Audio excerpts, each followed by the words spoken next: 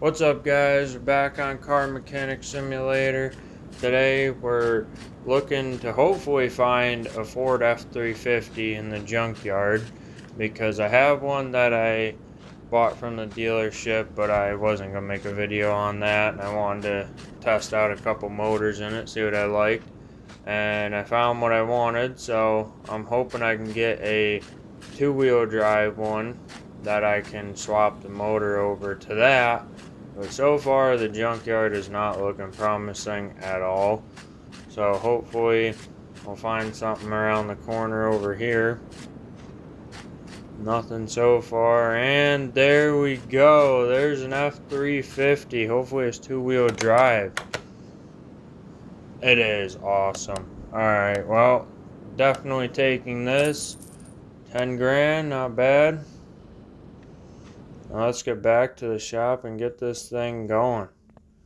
So here's my Mustang I bought from the dealership, my Ford. We're going to be taking, or my F-350, sorry. We're going to be taking this motor out. I know it's very red. I wanted to go with the truck. It was a little too much for me, but we're going to be taking that motor out. It is the Boss motor. We're going to be throwing that in this truck here. So first we're going to get her washed down and all that fun stuff. And then put it in the garage. Get to work on it. Now,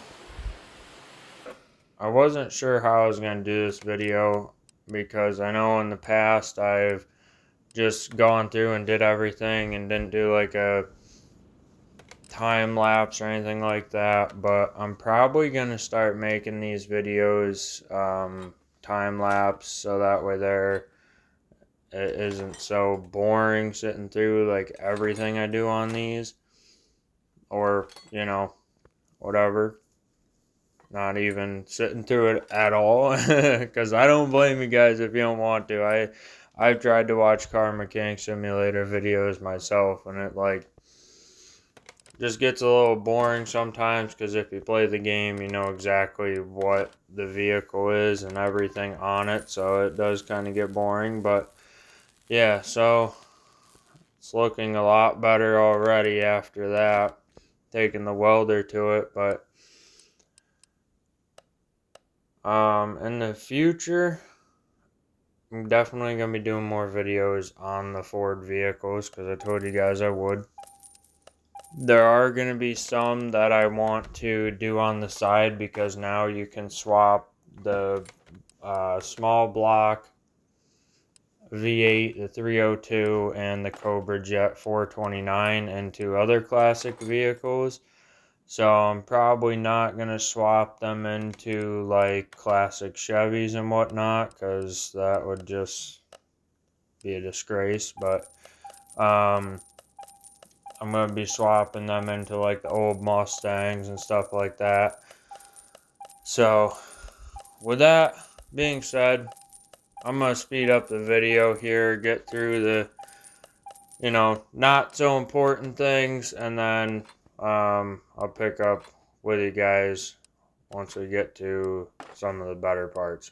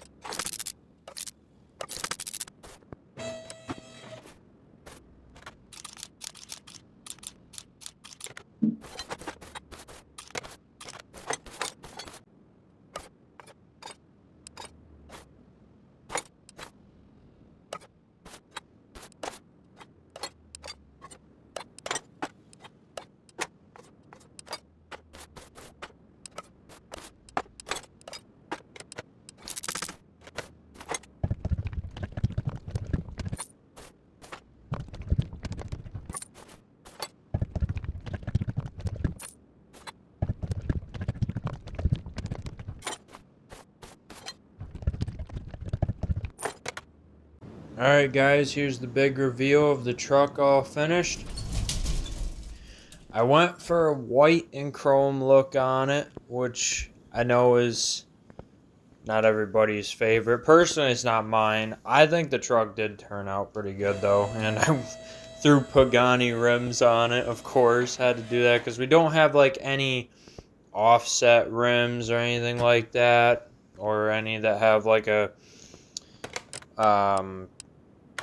more of a lip, I guess, but, or as some might know, is deep dish, which a lot of people don't like that phrase, but I don't know how else to put it. So yeah, that's what it looks like, all done up. And now, as you guys can see, just trying to get everything aligned on it, which I don't know why they have the light alignment thing. I mean, I'm not really complaining about it or saying, you know, I don't like it, but I don't know if it's like a hint and maybe there's going to be nighttime driving in the future or something, but here we go. We're going to dyno it. First, I have to tune the ECU though, which I do have a video on how to do this. There's a little bit of a trick, and bam, there we go. Got it nice and easy. I had a hard time with it at first when I first got the DLC and I was trying to do it and everything, but it's not bad now. Once you learn the system a little bit, it's easier, but I still have quite a bit of trouble with the carburetor tuning for some reason. I can never one that get it done very quick.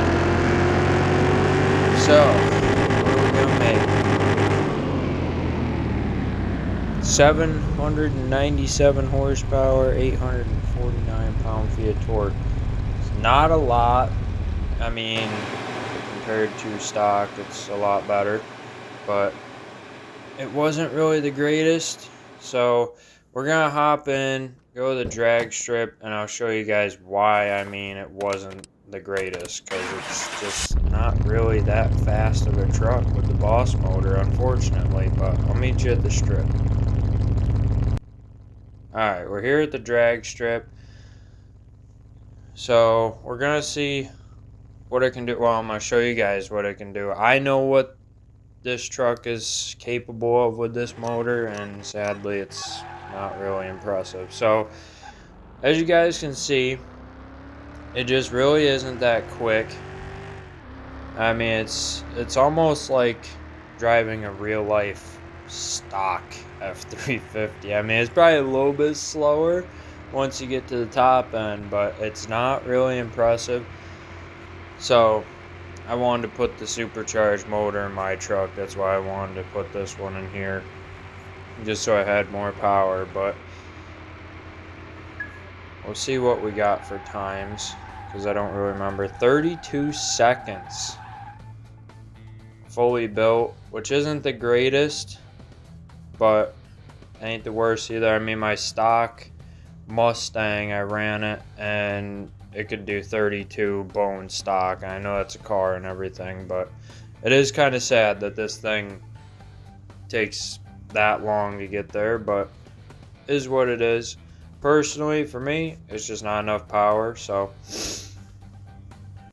yeah, but it's not a bad truck. I personally like the truck. I think it's good that we got it back and whatnot, so I can work on it now and work on the Mustangs and the other, what is it, the GT40. So after all is said and done, 180 grand out the door is not a bad price for it, since I always spent 10 grand on it. I had a donor motor and probably, I don't know, around 20 grand for a suspension, maybe. Might not even been that much, but this truck here, I'm going to be putting a Cobra Jet motor into, because I think that'd be sick having an F100 with a Cobra Jet motor. And yeah, so it's out now. Hopefully you guys enjoyed. Drop a like, subscribe, and I'll catch you in the next one.